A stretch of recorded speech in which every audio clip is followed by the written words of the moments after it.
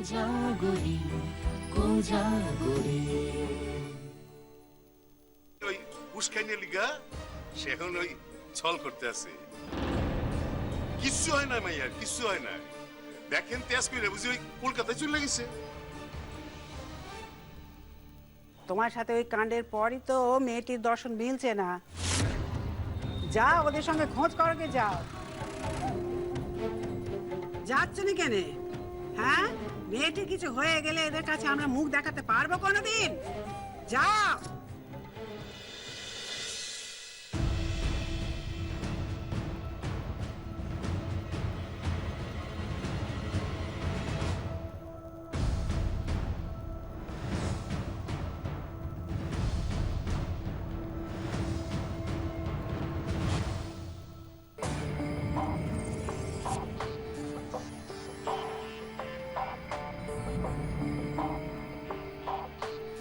আমি তো বাবাকে বহুবার বলেছিলাম কাকিমা তুমি একা যাও, আমি কলকাতায় থেকে যাই ফুলের সঙ্গে।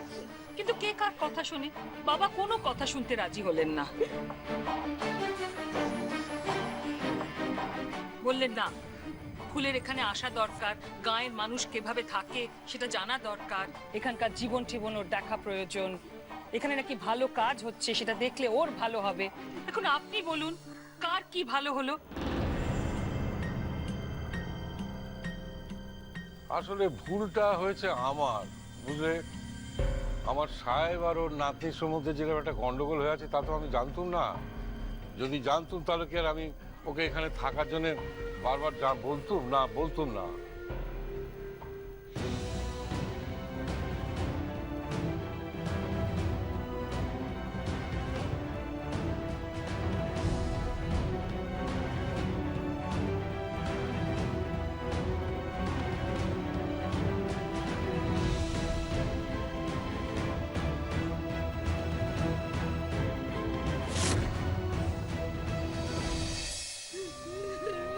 আহ নুরি, এত কান্নাকাটির কি হলো?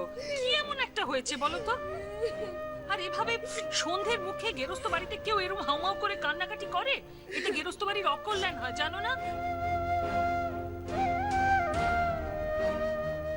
আপা, আমি আর পারতেছি না আপা, আমার বুকটা ফাইটে যাইতেছে। আমার মন কইতেছে আমার আম্মু সাইদের বিপদ।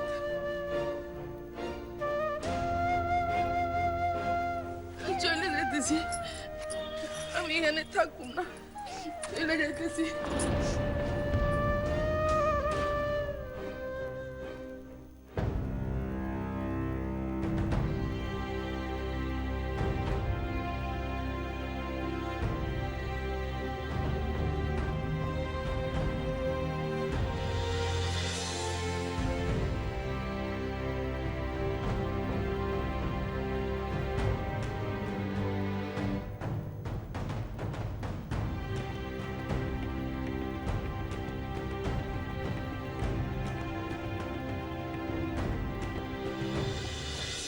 মেলা সময় ধরে তো একই নাটক দেখে যাচ্ছি। ওদিয়া, এই নাটক শেষ কখন হবে বল দেখিনি? আমি কি করে বলবো বলো?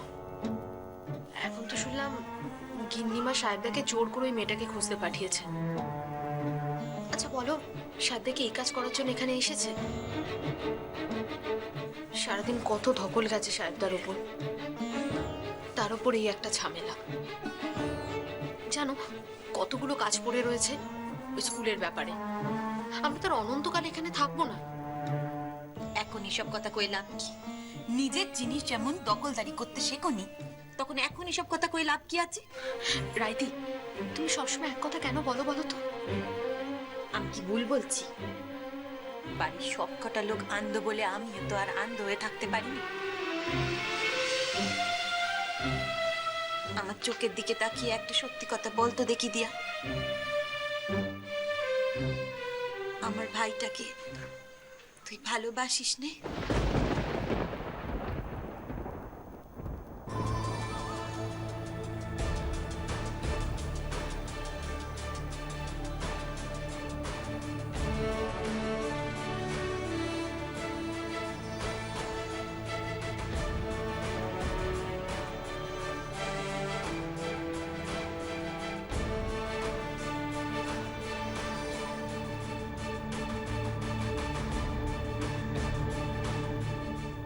কি হলো? এখনো চুপ করে আছিস যে বড়? সব ভালোবাসার কি আর পরিণতি হয় রাইদি? তুমি সেটা তোমার জীবন দিয়ে বোঝোনি। আমার কথা বাদ দে। আমার সঙ্গে তোর কোনো তুলনাই চলে না। আমার পেটে কি তোর মতন বিদ্যে আছে, নাকি আমি তোর মতন চাকরি করতুম? তাছাড়া আমার আরো একটা বড় বাধা ছিল না, ধর্মের বাধা। কেউ মানত নি, না বাড়ির লোক, না পাড়ার লোক, না আত্মস্বজন, কেউ মানত নি। তাকে পেরানটাই হারাতে হতো। তাছাড়া সব কিছু ছেড়ে ছুড়ে তার কাছে চলে যাবার যে চেষ্টা করিনি কো তেমন তো নয়। তুই তো জানিস সব কিছু দিয়া, তুই জানিস না বল? কিন্তু যে সব কিছু ছেড়ে ছুড়ে যার কাছে সারাটা জীবনের জন্য চলে যাব, তার প্রাণটাই যদি বিসর্জন হয়ে যেত, তবে আমি কার কাছে যেতুম বল?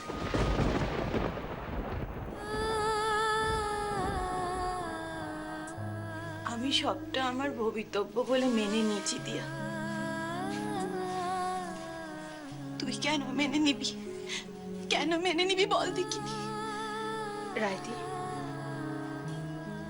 আমার মতো মেয়ের সাহেবদার মতো মানুষেরকে ভালোবাসার অধিকার আছে বলো? চুপ কর, থামলো থাম। তোর এই ন্যাকা কথা আমি আর সহ্য করতে পারিনি বাপু। যাকে ভালোবাসিস তার কাছে এবার অধিকারের কথা উঠছে কেন? যাকে ভালোবাসি সে কি কখনো আমার দিকে তাকিয়ে দেখেছে রাইদি? সে যখন তোর দিকে তাকিয়ে দেখেনি, তখন তার চোখ দুখানা জোর করে নিজের দিকে ফিরিয়ে বলতে পারিস নি, ওগো আমি যে তোমার জন্য মনে মনে মরে যাচ্ছি গো। তুমি কেমন ধারার পুরুষ মানুষ বোঝনি সে কথা? এখনো সময় আছে, যা তোর পাও না তা জোর করে বুঝে নে, নইলে কিন্তু এই হাত কামড়ে মরবি আমি বলে দিলুম। এই মেয়েকে নিয়ে যা দেখলাপনা শুরু হয়েছে,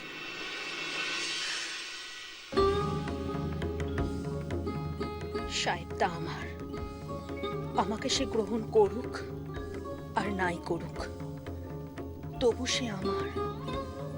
সাহেবদা কখনো আর কারো হতেই পারে না।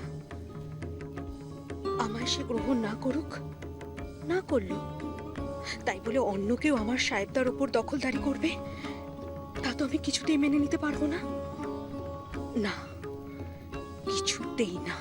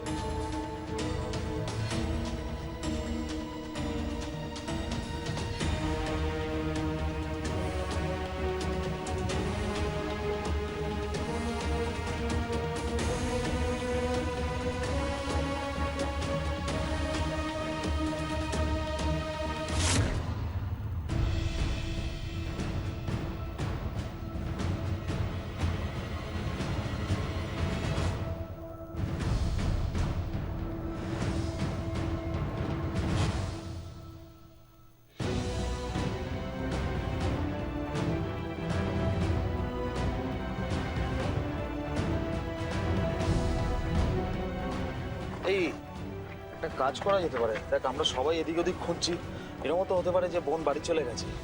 তুমি বরং একটা কাজ করো, তুমি বাড়িতে যাও, বাড়িতে গিয়ে একবার দেখো যে বোন আছে কিনা।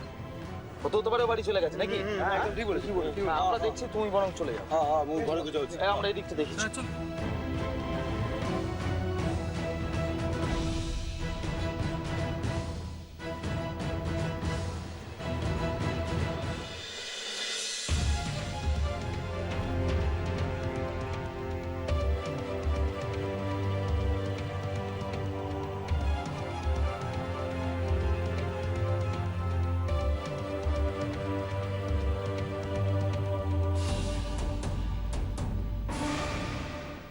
আমি কাউকে ক্ষমা করব না।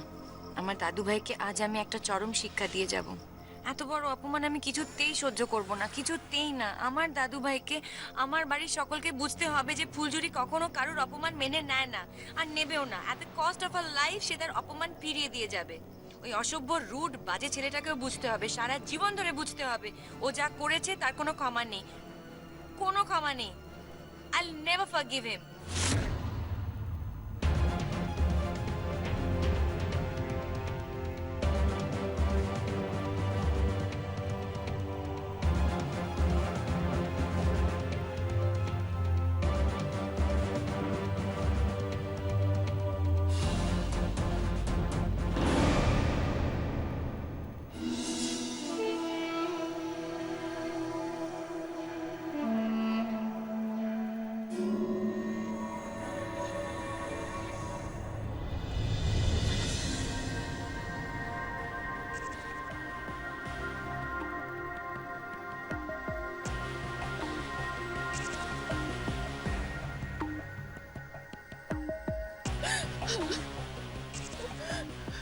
আম্মু গো, আম্মু, আম্মু,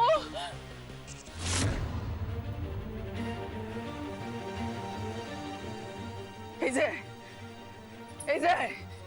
এখানে খাড়া আছো যে, শয়তান খমনেকার, কথা তো তারা দিছে, এখানে খাড়া থেকে তো কোনো লাভ নাই। আচ্ছা আচ্ছা, শরম নাই তোমার? শরম নাই?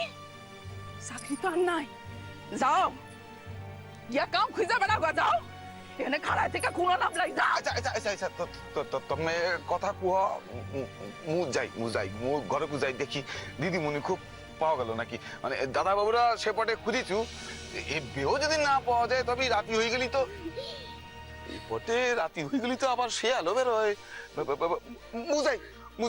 মু চলি, মু ঘরকু যাই।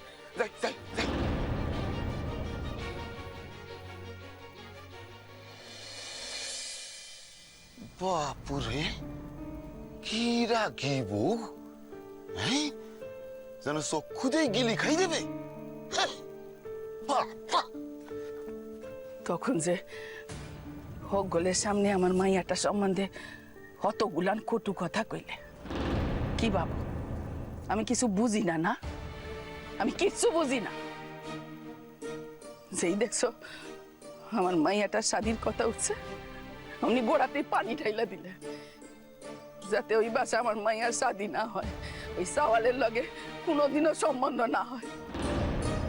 শয়তান কোথাকার, শয়তান তুমি মানুষ, তুমি মনুষ্য জাতের কলঙ্ক, সারাটা জীবন ধরে আমরা জ্বালাই। চুপ মার, একের কথা কবি না, একের কথা কবি না। একখান কথা শুনে না কোন, যেমন কর্ম তেমনই ফল। কি ভাবতেছো তুমি? তোমার মাইয়া গোসা কইরা কই চুই লাগেছে, আর কোনোদিন আইব না সে? হ্যাঁ, আর যা করুক এই ভুল কান কোনোদিন করবো না। সাধ্যের সায় নামাই আসে। বেশ করছে কর্তার নাতি, ওই যে দিছে না আচ্ছা কইরা, ও ভালো করছে। আর তো খালি ভাবতে আছি এই হাত খান্তি একবার মুছাইয়া ভালো কইরা। একেবারে চুপ মারো তুমি, একেবারে চুপ মারো। ও মানুষ কম নেকার।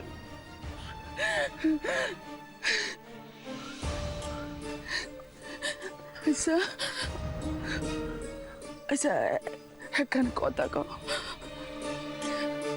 তুমি আমার মায়ের উপর গোজা হো কেন? ও কি জানে তোমার পরিচয়? কো আমু জানে? কো হেলিকা তুই যাই।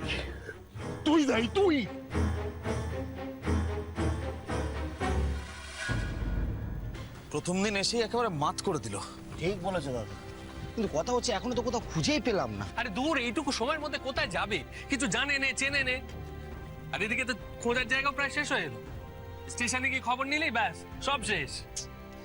কিন্তু আমি এখন সাহেবদার কথা ভাবছি, জানিস? তার আবার কি কথা? কি কথা? বারে কথা নেই। এই যে যার উপর এত রাগ, যার হাত একবারে টেনে মুচড়ে ফেলে দিতে যাচ্ছিল একটু আগে, তাকে এখন পথে পথে খুঁজতে বেরিয়েছে না? তোরা স্বভাব বদলাবে না না কখনো গনসা? কেন? এরকম একটা সময় তুই তামাশা করছিস। আরে পরের মেয়ে এখন অক্ষত অবস্থায় বাড়ির লোকের হাতে তুলে দিতে পারলে হয়। সে আর বলতে, কপালে যে আমাদের দুঃখ নাচ্ছে সে আমি ভালো করে বুঝতে পেরেছি। দাদান কি ছেড়ে দেবে ভেবেছো? এখানে পাত্তারি গুটিয়ে কলকাতায় দৌড় করাবে মেয়েকে খুঁজতে। চল, দাঁড়িয়ে থেকে আপনি সময় নষ্ট করতে চল। চল। কি রে দাঁড়িয়ে রইলি কেন? সারা আর কি বা করতে পারতাম কত্তারে বাঁচাইতে পারতাম, বাঁচাইতে পারতাম কত্তারে।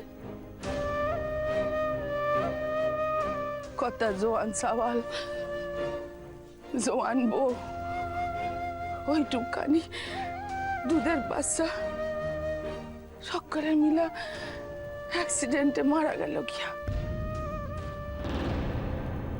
কত্তা আমগো পাঠাইছিলেন কত্তা চাওয়ালের দিল্লির বাসায় তাগো দেখভালের লিখা। কি কইতাম কত্তার নিকট ফিরে আসা? কত্তার নিকট কেমনে খাড়া হইতাম কেমনে কইতাম যে কামে আমগো পাঠাইছিলেন আমরা করতে পারি নাই? কর্তা কেমনে কইতাম? কইতে পারতাম কর্তা আপনার সওয়াল মরছে, আপনার বৌমা মরছে, এমনকি আপনার নাতিনও মরছে? কইতে পারতাম?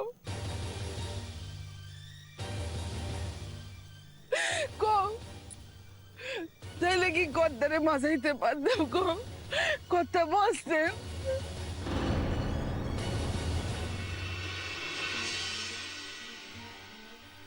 বাংলাদেশ থেকে সেই কতটুকু বয়সে ভারতে চলে আসছি। ভারতে এসা অনেক ঘাটের পানি খাইতে খাইতে শেষ পর্যন্ত কর্তার আশ্রয়। কর্তা যদি আশ্রয় না দিতেন কি হইতো, কোথায় যাইতাম, কি ভবিষ্যৎ, কিছুই তো জানতাম না। কর্তা মানুষ করলেন, শাদি দিলেন, থাকনের জায়গা দিলেন, আর সেই মানুষেরে আমি কেমনে আঘাত দিব এই থামলি তুই? কখন থেকে পেঁচাল পাইলি? থাম কইতেছি, থাম থাম থাম। তুমি আমারে যতই থামাইতে চাও না কেন, যা সত্য তা আমি কমু। তাই বললাম নিজের পেটে সন্তানরে তুমি দিয়ে দিবা? আমার সন্তান, আমার মাইয়া, আমার চাকর বাকরের লেখা দেখবো? আমার সন্তান, তার আমি কোনোদিন কোনো শিক্ষা দিতে পারলাম না। রাজ্যের কোন শিক্ষা শিখতেছে, আর আমি বইয়া বইয়া তাই দেখতেছি। এরপরে তুমি কান্দো, আমার নিকট কান্দো। কি? কার সন্তান? ওই দিদিমণি কার সন্তান আছে? জগন্নাথ, মুই এই কনা শুনেছি, যা শুনেছি তাও কি ঠিক শুনেছি? সত্যই কি মো ঠিক শুনেছি?